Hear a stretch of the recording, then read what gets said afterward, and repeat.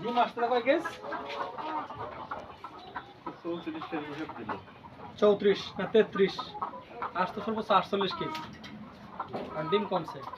এখন এখানে যে বিষয়টা যেমন লাগবে সেটা হচ্ছে 3 স্তরের নিরাপত্তা নিশ্চিত করা লাগবে। এক নম্বর হলো যে বর্তমানে নিচে যে টেম্পারেচার 34.4 আবার মুরগির যে পজিশনে আছে আমি যদি এখান থেকে দেখাই 36.4 মানে 2 ডিগ্রি বেশি। যারা উপরে ধরি 36.4 আছে, কিন্তু উপরে গাছ আছে এই জন্যে হালকা একটু বেশি আছে, ওদিকে তো বেশি থাকতে পারে। তার মানে মুরগির নর্মাল টেম্পারেচার 17 থেকে কত 23 ডিগ্রি সেলসিয়াস। এর চেয়ে যত বেশি হবে তার প্রতি তত বেশি কী হতে হবে, সতর্ক হতে হবে। এবং এই ক্ষেত্রে দেখেন এই যে সবাই কিন্তু পেন্টিং করতেছে, মানে পেন্টিং করার মানে কি, আর হচ্ছে শরীর থেকে তাপমাত্রা বের করতে চেষ্টা করতেছে। আবার বা যদি কেউ পাতলা পাকে না কিছু কিছু বমিও কিন্তু করতেছে। মানে এগুলো কিসের সাইন, ওরা হচ্ছে আছে তার শরীর থেকে কী করবে এটা সাইন, আমরা ওদিকে দেখি তাপমাত্রাটা বের করতে চেষ্টা করতেছে। এই জন্য কি মানে বলা হয় যে হারে তারা কী করবে, যত বেশি টেম্পারেচার করবে তত বেশি ডিম কেমন থাকবে। এই জন্য ম্যানেজমেন্টটা কী হবে,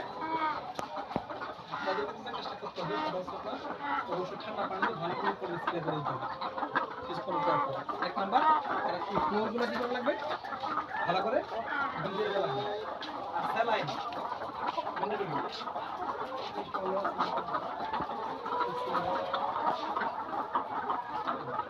কিছু তাও আবার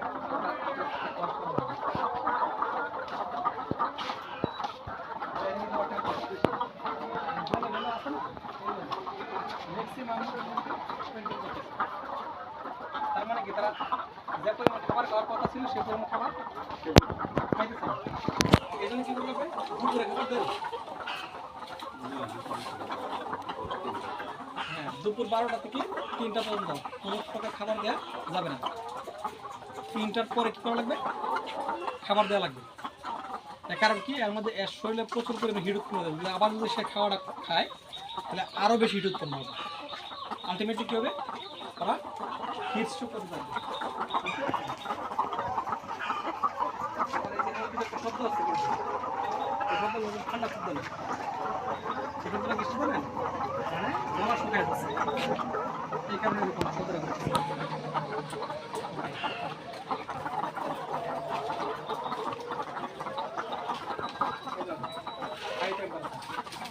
এদিকে আসেন, এখানে আবার হাই, অনেক বেশি টেম্পারেচার, হাই টেম্পারেচার, বুঝছেন?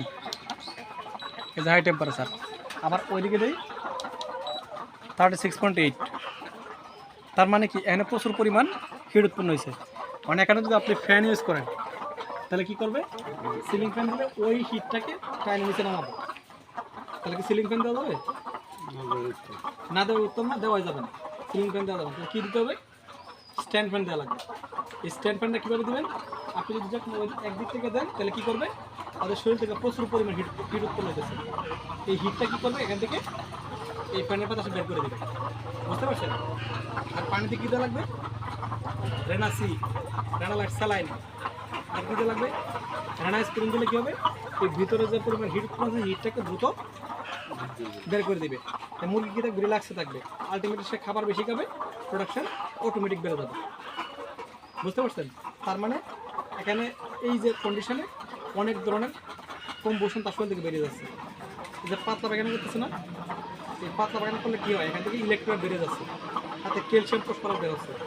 আর কী করতেছে, আমরা অনেক সময় কী করি, ব্রিটেন ইউজ করি না, এই ব্রিটেনে কী কাজ করে, আর শরীরে পানিটাকে ধরে রাখার চেষ্টা করে। আমরা স্যালাইন দিচ্ছি, রেমোলাইট স্যালাইন, এখানে কী হচ্ছে, এই যে পানিটা বেরোচ্ছে ওই পানির মাধ্যমে কী করবে, সে এটাকে ইলেকট্রিক ব্যালেন্স করবে। আর ভিটামিন সি দিচ্ছে কিনা, মুরগিটা স্ট্রেসে আছে, এই স্ট্রেসটা যাতে ধরে রাখে, কম পড়ে, সেই জন্য আমরা করে দিই, ঠিক আছে?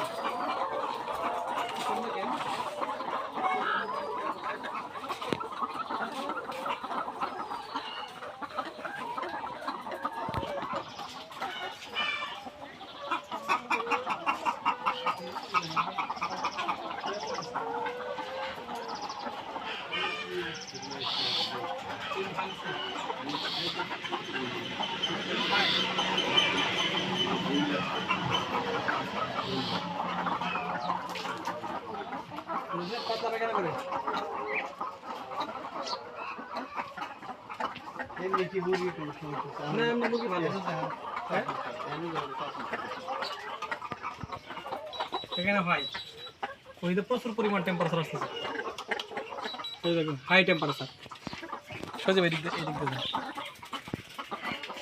দেখেন এই যে টেম্পারেচার, হাই টেম্পারেচার, এখানে হাই টেম্পারেচার ওই আবার এখানে দিই, এখানে আবার 37 দেখছেন, মানে এইটুকুতে এলো 37, কিন্তু নর্মাল টেম্পারেচার কত মুরগির 17 থেকে 23, 17 থেকে 23। তার মানে যে হারে টেম্পারেচার হবে সেই হারে তাদের ম্যানেজমেন্টে নজর দিতে হবে, বুঝতে পারছেন?